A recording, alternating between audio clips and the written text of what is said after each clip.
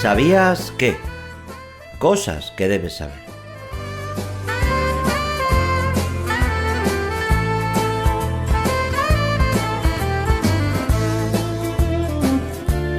En Luz a las Naciones, tu canal cristiano de comunicación, te presentamos el espacio ¿Sabías qué?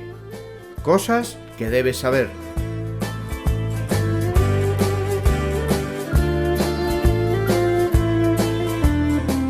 ¿Sabías que es más que un programa de audio? Es un desafío a conocer mejor la palabra de Dios y saber más de aquellas cosas que están escritas en la Biblia Y que no siempre las sabemos.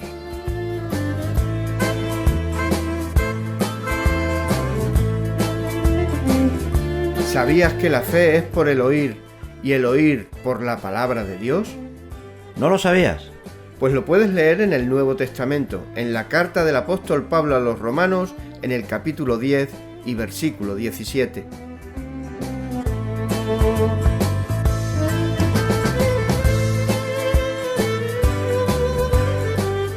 ¿Sabías qué?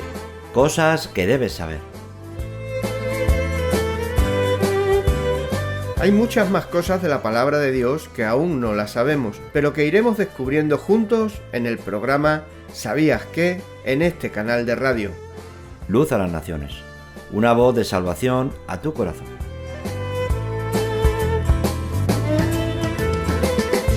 En el capítulo de hoy de este programa ¿Sabías qué?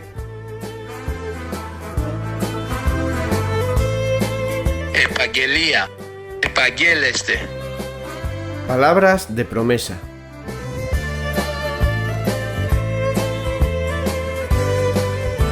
¿Sabías que en el Nuevo Testamento el nombre Επαγγελία. significa promesa? ¿Y el verbo Επαγγέλλεστε. quiere decir prometer? Debemos considerar primeramente los usos clásicos de estas palabras, ya que tienen mucha luz que arrojar sobre sus significados y matices en el Nuevo Testamento. En el griego clásico estos vocablos son muy frecuentes y casi técnicos en conexión con las proclamas.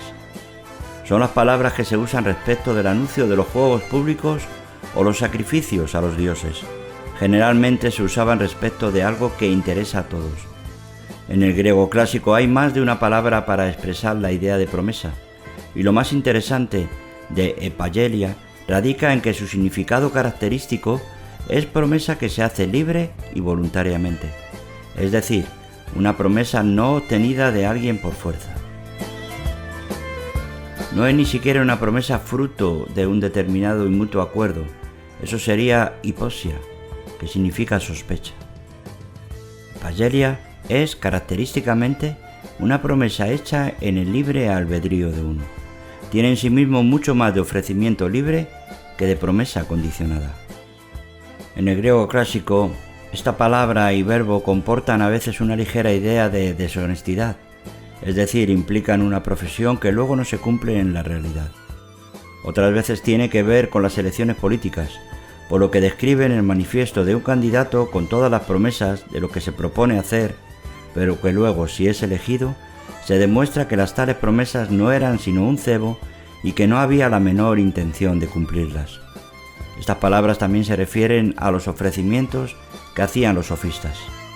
Los sofistas eran maestros griegos que proliferaron en el siglo V a.C. y que ofrecían enseñar lo que fuera a quien fuese a cambio de dinero. Los grandes maestros como Platón e Isócrates los consideraban con intensa aversión. Decían que toda la obra de los sofistas consistía en capacitar a las gentes para que pudieran arguir de tal manera que el peor razonamiento apareciera ante los demás como el mejor, pero que en realidad todo lo hacían principalmente por dinero. Los sofistas profesaban, prometían enseñar la virtud, mas era una profesión vacía. Competían entre ellos, profesando cada uno ser capaz de ofrecer un currículum mejor y más eficaz que el de su rival. Estos dos vocablos se usan a veces para describir las profesiones del amante. En la primera floración rosada del amor, donde todo es fascinación y excitación, el amante prometerá lo que sea.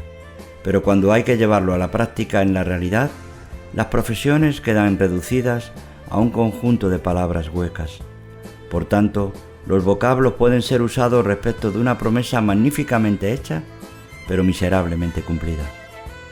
Finalmente, y siguiendo esta línea, ambas palabras pueden ser utilizadas respecto de las propiedades curativas de una determinada droga, destacándolas de tal forma que la presentan como la panacea para todas las enfermedades. Algunas veces, pues, estas palabras pueden ser usadas en conexión con una profesión que los hechos desmienten. En el Nuevo Testamento, epagelia se emplea uniforme y consistentemente respecto de las promesas de Dios. Solamente hay 2 casos en los que se refiere a promesas humanas.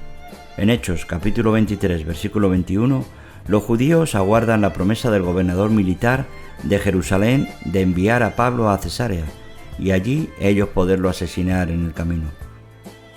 Pero tú no les creas, porque más de 40 hombres de ellos le acechan, los cuales se han juramentado bajo maldición a no comer ni beber hasta que le hayan dado muerte, y ahora están listos esperando tu promesa. Y en Marcos 14, versículo 11, leemos que las autoridades judías prometieron pagar a Judas por la información que permitiera arrestar a Jesús. Ellos, al oírlo, se alegraron y prometieron darle dinero, y Judas buscaba oportunidad para entregarle. Pero fuera de estos 2 casos, en el Nuevo Testamento, las palabras se usan siempre con relación a las promesas divinas, que son a las que prestaremos atención. Si os parece, este primer capítulo sobre este interesante tema de las promesas de Dios nos servirá como introducción para la siguiente semana, que continuaremos Dios mediante aquí, en este tu espacio de radio ¿Sabías qué? Cosas que debemos saber. Hasta la semana que viene. ¿Sabías qué? Cosas que debes saber.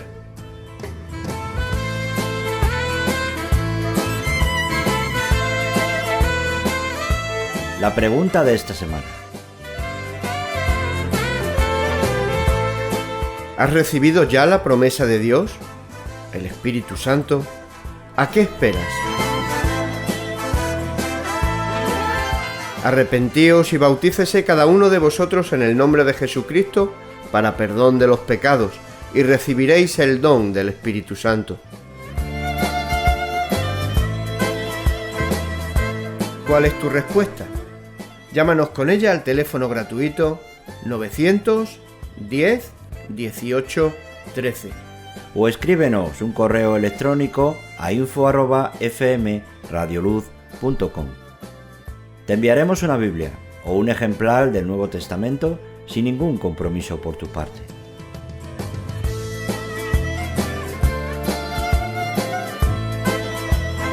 En aquel tiempo estabais sin Cristo, alejados de la ciudadanía de Israel y ajenos a los pactos de la promesa, sin esperanza y sin Dios en el mundo. Pero ahora en Cristo Jesús, vosotros que en otro tiempo estabais lejos, habéis sido hechos cercanos por la sangre de Cristo. Te esperamos en el próximo ¿Sabías qué? ¿Sabías qué? Cosas que debemos saber.